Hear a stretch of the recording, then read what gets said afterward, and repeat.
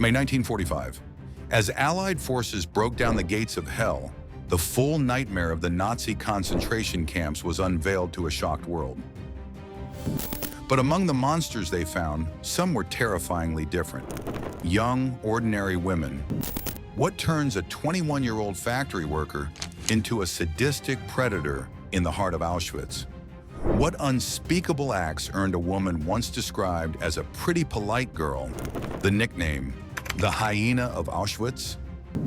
Was it a twisted belief in ideology, or was it something far darker? And what about the whispers of a commandant's wife who collected trophies from the prisoners she had tormented? Some conspiracy theories reveal she had a very specific and gruesome taste in home decor. When the war ended, the world cried out for justice. But did these women face it, or did they vanish with their darkest secrets forever buried? Their role and official status. This is the story of the Aufseherinnen, the female guards of the Nazi concentration camp system. And to understand it, you must first forget the caricature of the ideologically hardened SS fanatic. What's even more chilling than their cruelty is that they weren't born monsters. They were crafted into them. They were recruited from the ranks of the ordinary. They used to be hairdressers, streetcar conductors, factory workers, and nurses. They were in many ways the girl next door. And in the twisted ecosystem of the camps, that girl next door learned to become one of history's most sadistic tormentors. The world was left reeling, struggling to comprehend the monstrosity of figures like Irma Gracie. Barely 22 years old when she was captured, she stood trial for her actions at both Auschwitz and Bergen-Belsen. Survivors described a figure of pure sadism, a young woman who would stroll through the camp with a heavy whip, often accompanied by a half-starved dog she would set on prisoners for her own amusement. She was directly involved in the selections, the horrific process of choosing who would live and who would be sent to the gas chambers. She reportedly wielded this power with a casual cruelty that shocked even seasoned male SS officers. And then there were the legends that haunted the post-war world. It's not confirmed, but all evidence points towards Ilse Koch, the wife of the Buchenwald commandant, known as the Witch of Buchenwald. Some conspiracy theories reveal that Koch had a grotesque fascination with the tattoos on prisoners' skin. The internet went crazy saying that she would personally select inmates with interesting designs, have them killed, and then have their skin tanned and crafted into household objects, including lampshades, book covers, and gloves. While the lampshade claim has been debated by historians, her cruelty and collection of preserved human organs, including shrunken heads, were documented and presented as evidence at her trial. She represents the absolute abyss of human depravity that the camps fostered. These women were not, in the strictest sense, members of the SS. That was an organization reserved for men. Their official title was Aufseherinnen, and they were classified as SS Gefolge, a form of female auxiliary attached to the SS. They were civilians under contract, but this bureaucratic distinction meant absolutely nothing to the prisoners they brutalized.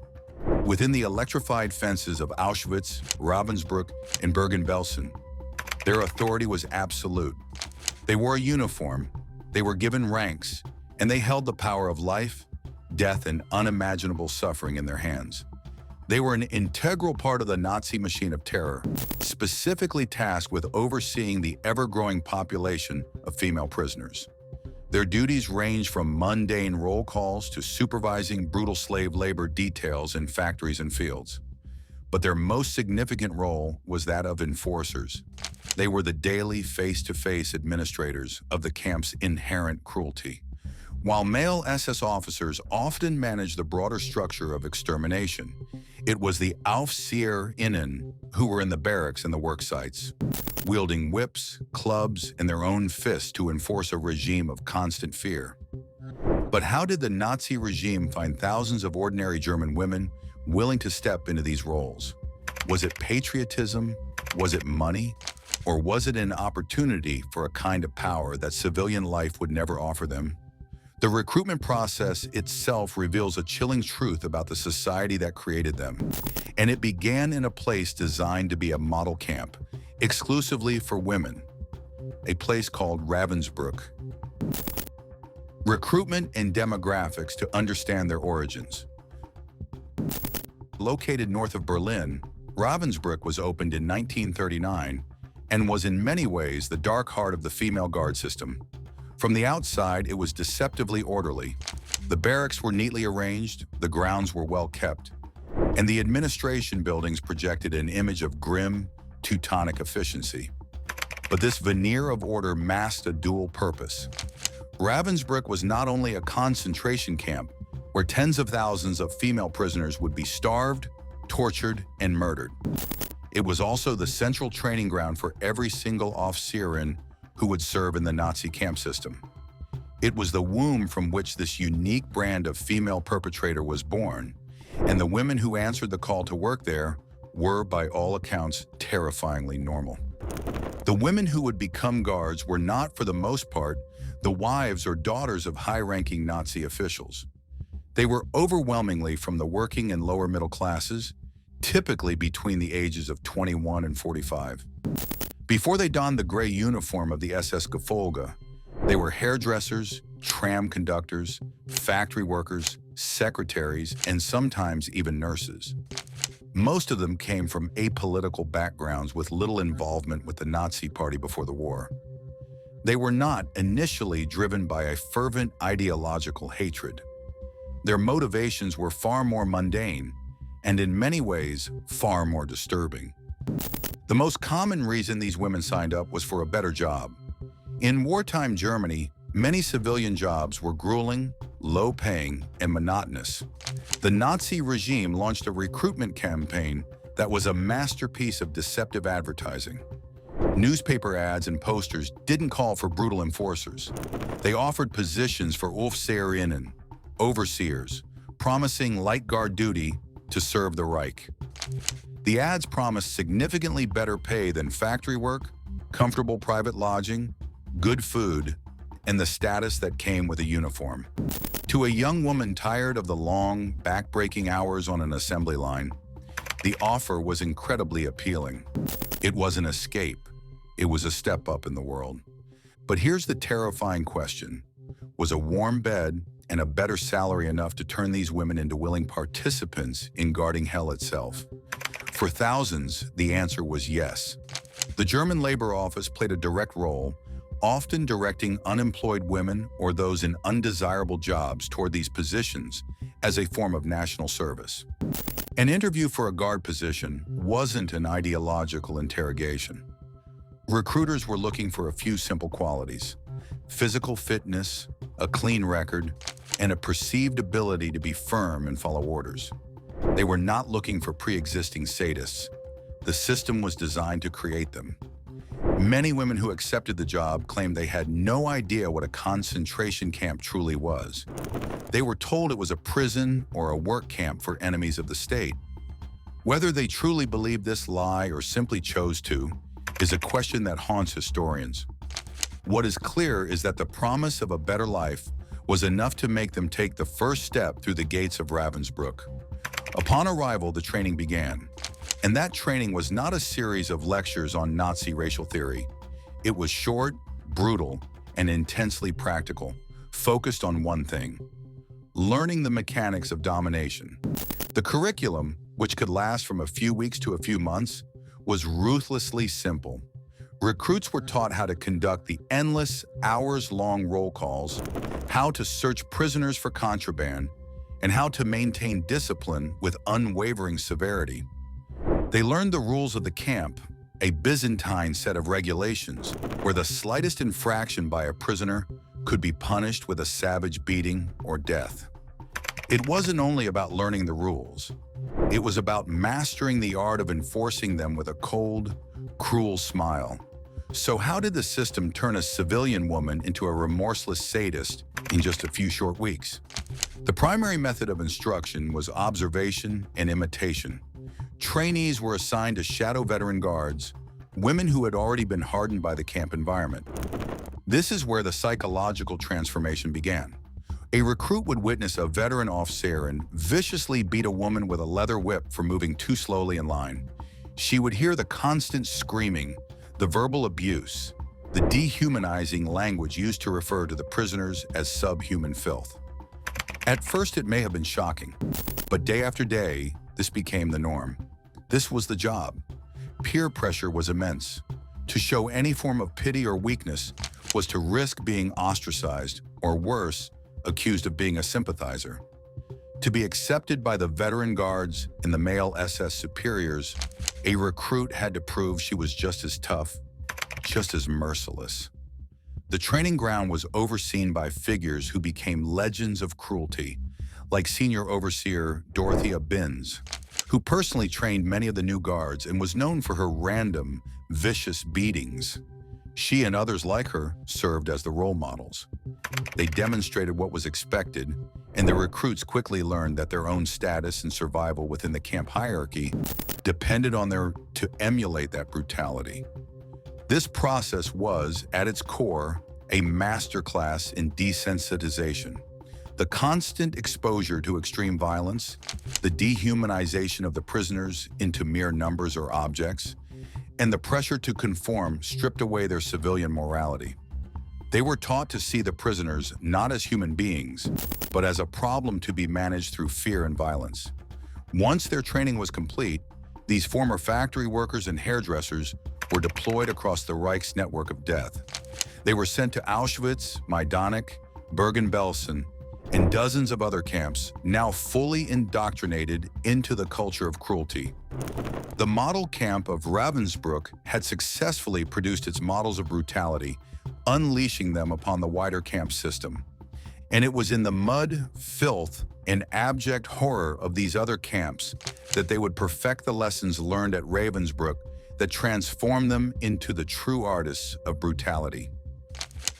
Brutality and behavior to detail their crimes with specific examples. To exist as a prisoner in the women's camps of the Third Reich was to live in a state of constant, gnawing fear. It wasn't the fear of a distant, abstract death in a gas chamber that dominated every waking moment. It was the immediate, personal, and unpredictable terror of the woman in the gray uniform walking towards you. The daily reality of life under the Aufseherinnen was a landscape of casual violence. Survival depended on becoming invisible, on mastering a complex set of rules where any infraction, real or imagined, could result in a beating that left you maimed or dead. A prisoner could be whipped for having a button undone, for not standing perfectly still during the hours-long roll calls, or for simply being too slow from exhaustion. The tools of this daily enforcement were crude and effective. Heavy leather whips, thick wooden clubs, and steel-capped jack boots. The guards' fists and feet were weapons used without hesitation. This baseline of violence was the constant, humming background noise of camp life. But within this system of routine cruelty, certain individuals distinguished themselves. They were not merely enforcing rules, they were indulging a deep-seated sadism. They found a unique, personal fulfillment in the suffering of others. They were the ones whose names were whispered in the barracks with a special kind of dread. What happens when a young woman, barely out of her teens, is given absolute power over life and death? The story of one guard in particular shows how quickly that power can corrupt and create a monster renowned for her cruelty and the sheer pleasure she took in it. Her name was Irma Grace, known to the prisoners as the Hyena of Auschwitz. Irma Grace is perhaps the most infamous female guard of the entire Nazi regime. The horror of her legacy is amplified by her youth. She was a pretty blonde-haired woman who was only 20 years old when she arrived at Auschwitz in 1943.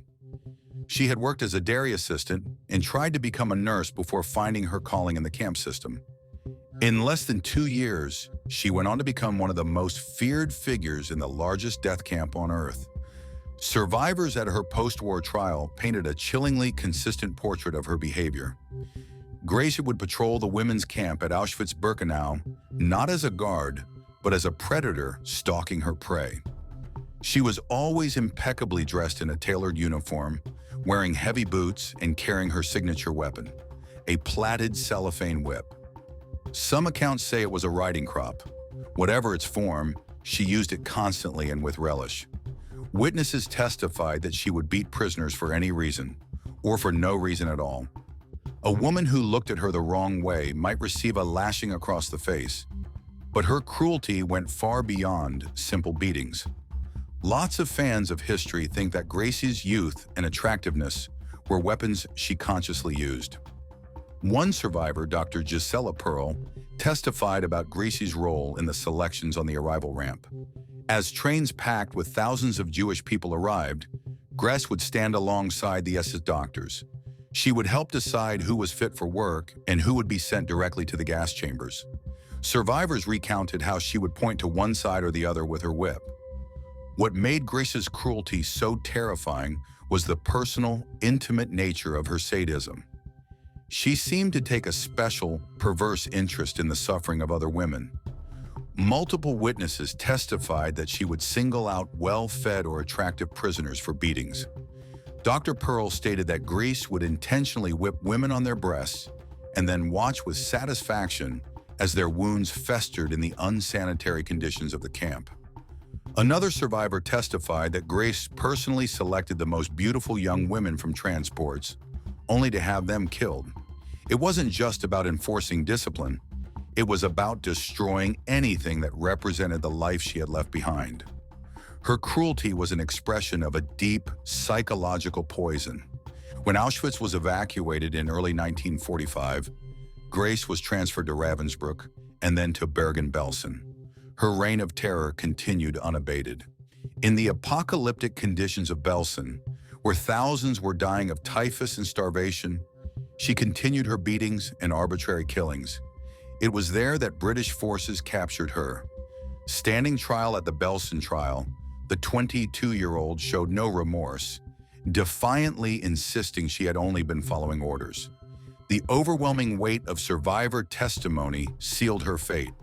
Irma Grace, the Hyena of Auschwitz, was hanged in December 1945. Irma Grace was a terrifyingly effective instrument of cruelty, but every instrument needs a hand to guide it. And in the women's camp at Auschwitz-Birkenau, the architect of that entire system of terror was another woman. She held the absolute power, and even Grace obeyed her. Her evil was methodical, and everyone knew her as the Beast. Her name was Maria Mandl. If Irma Grace's cruelty was impulsive and personal, Maria Mandl's was systematic, organized on an industrial scale.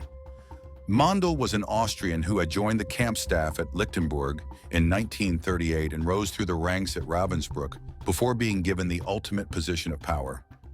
In October 1942, she was appointed SS Lagerführerin, the chief female guard of the women's camp at Auschwitz-Birkenau. This put her in direct command of all female SS guards and gave her absolute dominion over the hundreds of thousands of female prisoners who would pass through the camp's gates. Mandl was obsessed with order and efficiency. She ruled the women's camp with an iron fist, demanding a level of discipline that was impossible for starving, sick, and terrified prisoners to maintain. The slightest speck of dirt in a barrack or a misplaced item could trigger a collective punishment of unimaginable severity.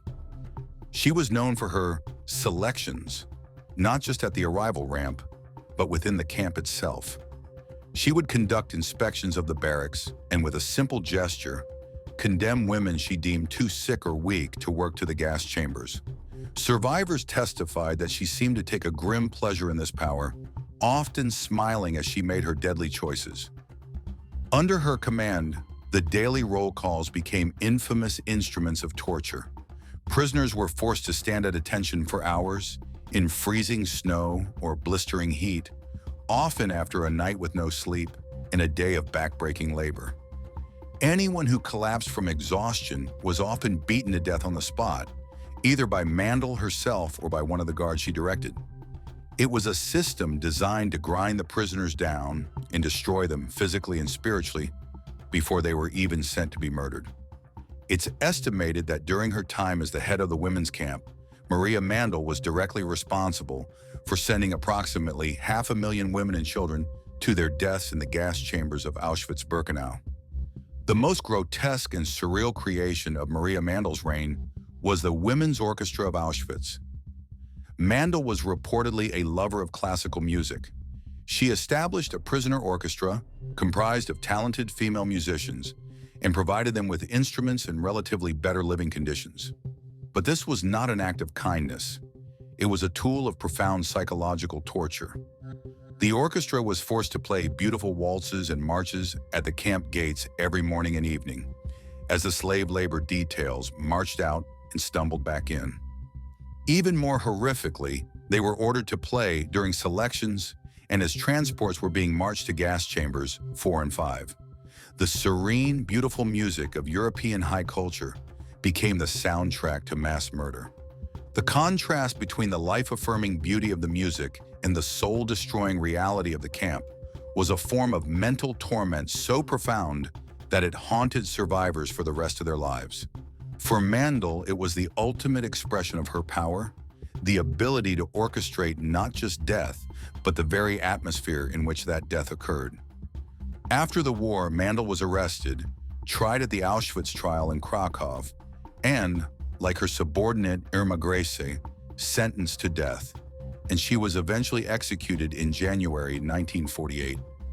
Mandel and Gracie were products of the SES camp system. But what about a woman who existed outside that formal structure? This woman's power came from her marriage to a commandant whose cruelty was so personal, so bizarrely theatrical, that it became the stuff of dark legend. Her name was Ilse Koch.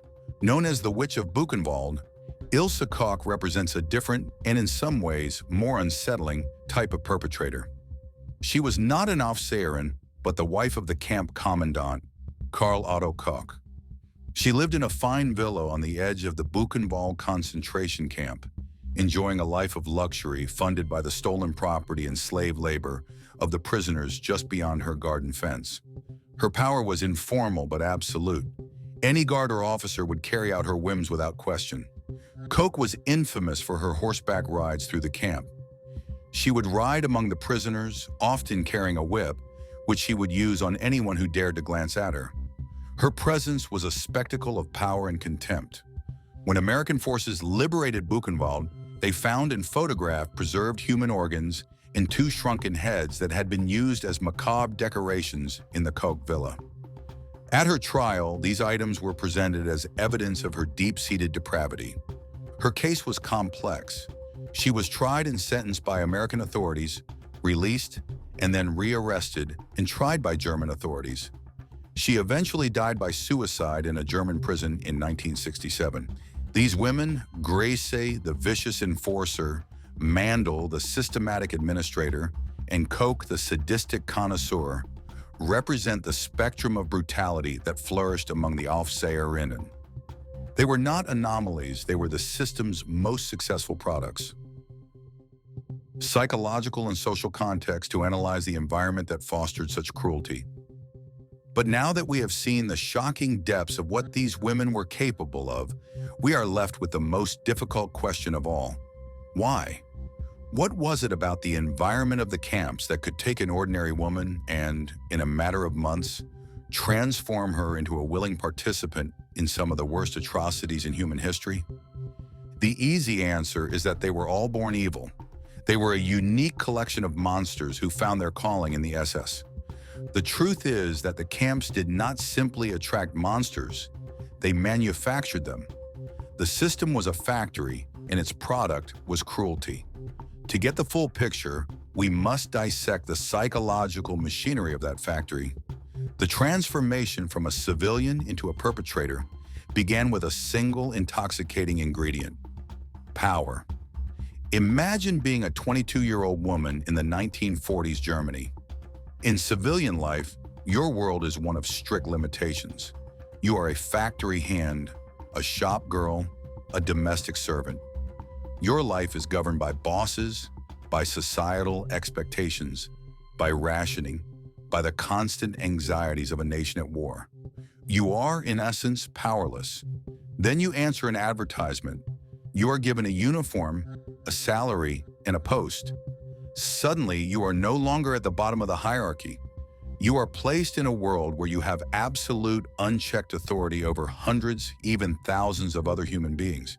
You can dictate who eats, who works, who suffers, and who lives or dies, often with no more than a word or a gesture. This sudden acquisition of power is a profoundly corrosive psychological force. For many of the Aufseherinnen, the uniform was beyond clothing. It was a new identity. It was a shedding of their old, insignificant self and the adoption of a persona that commanded fear and respect. The steel-capped boots, the whip, the pistol on their hip were symbols of a newfound, godlike status. This intoxication with power was the first and most crucial step in their moral decay.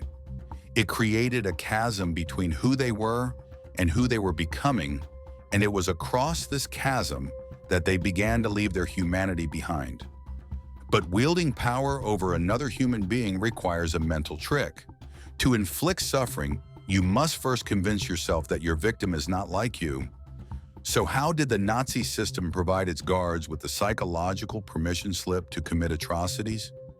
The answer lies in a systematic and relentless process of dehumanization. This was the bedrock of the entire concentration camp system. Nazi ideology had already laid the groundwork, saturating German society with propaganda that depicted Jews, Roma, Slavs, and political opponents not as people, but as vermin, as a disease, as Untermenschen, subhumans. This ideological poison was the theoretical framework that was put into brutal practical application at the camps. From the moment a prisoner arrived, every single procedure was designed to strip them of their identity. Their clothes were taken, their heads were shaved, and their personal possessions were confiscated. Their names were erased, replaced by a number tattooed onto their arm. They were no longer a mother, a doctor, a musician from Warsaw or Prague. They were simply a number, an object to be managed. The guards were forbidden from engaging in any form of normal human interaction with the prisoners.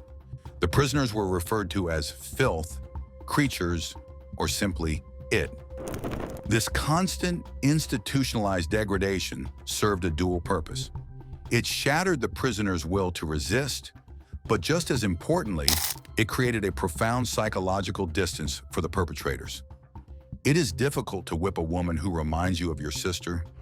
It is far easier to whip a creature that you have been told is a parasite or a biological threat to your nation. By systematically erasing the humanity of their victims, the guards were able to short-circuit the normal human capacity for empathy. The prisoners became an abstract other, a faceless mass upon which any form of violence could be inflicted without the nagging interference of conscience. This process was so effective that it allowed the guards to live in a state of profound moral disconnect. The ultimate proof of this psychological split was the daily life of the guards themselves. Just a few hundred meters from the barracks where prisoners were starving and the crematoria were burning, the female guards lived in a world of surreal normalcy. They had their own comfortable lodgings, a canteen where they shared meals and gossip, and a clubhouse known as the SS Helfer Innenheim. They received letters from home, tended to gardens, went for walks in the nearby woods, and listened to music. Some even brought their children to live with them near the camp. They were able to compartmentalize their lives to an almost incomprehensible degree. They could spend a day beating women to death on the work details and then spend the evening relaxing, writing a letter to their mother about the weather. This wasn't hypocrisy. It was the result of a psychological wall built by dehumanization. Dehumanizing the prisoners was the first step, but even then, the act of violence isn't natural for most people. How did the system turn women who had never so much as been in a fist fight into routine practitioners of torture in a matter of weeks? The answer is desensitization, the normalization of the unthinkable. A recruit at Ravensbrück was not immediately asked to commit an act of extreme violence. She was simply immersed in an environment where extreme violence was the baseline. This gradual, escalating exposure to brutality is like a ratchet, tightening one click at a time. What was shocking on Monday becomes routine by Wednesday and completely unremarkable by Friday. The constant screaming, the smell of sickness and death, the sight of emaciated bodies. These things became the background noise of their existence. The human mind, in a desperate act of self-preservation, adapts. It normalizes the horror to be able to function. This is the boiling frog principle in its most extreme form. The guards were submerged in a cauldron of cruelty that was heated so gradually they never realized they were being cooked. This process was supercharged by the power of group dynamics. The female guards formed a tight, insular social group defined by their shared experience and their perceived superiority over the prisoners. Acceptance within this group was paramount. To be seen as weak or soft was to risk being ostracized, reported to male superiors, or even punished. The pressure to conform was immense. This created a vicious cycle, a competitive environment where cruelty was a form of currency. A guard who could devise a new, more humiliating punishment might earn praise. A guard who showed no hesitation in beating a woman senselessly was seen as reliable and strong. Empathy was a liability. Compassion was a weakness that could get you killed. In this toxic social ecosystem, the path of least resistance was to become even more brutal than your peers. Conformity and desensitization can explain how an ordinary person can be compelled to do terrible things, but it doesn't fully explain the proactive, creative sadism of women like Irma Grace or the systematic extermination managed by Maria Mandel. What provided the ultimate justification for their actions? While most guards were not initially fanatics, the pervasive Nazi ideology provided the essential moral and philosophical justification for their work. They were immersed in a worldview that told them they were not just guards in a prison. They were soldiers on the front line of a racial and biological war. This ideology allowed them to reframe their cruelty as a necessary duty. The beatings were not acts of sadism. They were necessary discipline to maintain order. The selections for the gas chambers were not mass murder. They were a form of sanitation, of cleaning society of its undesirable elements. This belief, however shallowly held at first, was a powerful psychological tool. It allowed them to see themselves not as monsters, but as patriots, as pioneers, building a new, purer world. It transformed their crimes into virtues. Finally, we cannot ignore the environment itself. The camps were deliberately designed to be places of misery and chaos. The constant overcrowding, the rampant disease, the filth, the starvation, this extreme environment degraded everyone within its walls, including the guards. Living and working under such intense, stressful conditions fosters aggression and burnout. For the guards, the prisoners became the only available outlet for their own frustration, fear, and rage. The prisoners were the one group they could exert control over in a world of chaos. This is why brutality often escalated in the most overcrowded and poorly managed camps, like Majdanek and, in its final days, Bergen-Belsen. This lethal combination, the intoxication of power, the dehumanization of the victims, the normalization of violence, the pressure of the group, and the justification of ideology, all taking place in an environment of pure misery, created the perfect storm. It was a factory that could take any ordinary woman from any walk of life and reliably strip her of her conscience, her empathy, and her humanity. For some, this process simply turned them into numb, unthinking cogs in a machine of death. But for others, those with a pre-existing capacity for cruelty, the system did something else. It permitted them. Lots of psychologists think that for individuals with latent sadistic tendencies, the camp environment was a utopia. It was a world with no rules, no consequences, a place where their darkest impulses could be explored and celebrated. For women like Irma Grace, the camp was a playground. But when the Third Reich collapsed and the gates of the camps were thrown open, this carefully constructed world of depravity came crashing down, and the question of what to do with these women would fall to the victorious allies. Post-war accountability to cover the trials and consequences. They shed their uniforms, burned their documents, and attempted to melt back into the civilian population they had come from, hoping to disappear into the chaos of a defeated Germany. They tried to become hairdressers, factory workers, and housewives once again. But they had made one fatal miscalculation. While they could destroy the paper trail, they could not erase the memories of their victims. Their faces, their names, and their crimes were seared into the minds of the survivors who had, against all odds, lived to tell the tale. The world demanded justice. But what does justice look like for crimes that defy human language? The first and most famous answer to that question came in the autumn of 1945 in a courtroom in Lüneburg, Germany. This was the Belsen trial, convened by the British military to prosecute the staff of the Bergen-Belsen and Auschwitz concentration camps. In the dock sat the infamous camp commandant Josef Kramer, the Beast of Belsen, alongside 44 of his staff. But what captivated the world's press were the women. Seated among the men were Irma Gress, Elisabeth Falkenrath, and Juana Bormann, among others. The stark contrast between their civilian appearance, some of them young, attractive women, and the monstrous allegations against them created a media sensation. The evidence presented was not based on documents which had largely been destroyed. It was built on the unflinching, harrowing testimony of the survivors themselves. One by one, men and women took the stand and delivered a litany of horrors.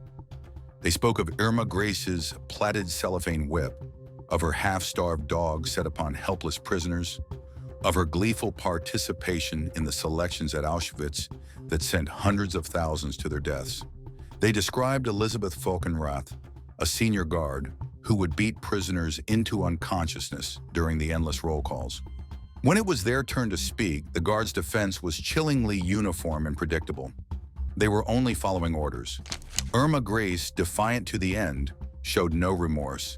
She and the others portrayed themselves as mere cogs in a machine, simple disciplinarians who had done what was required of them.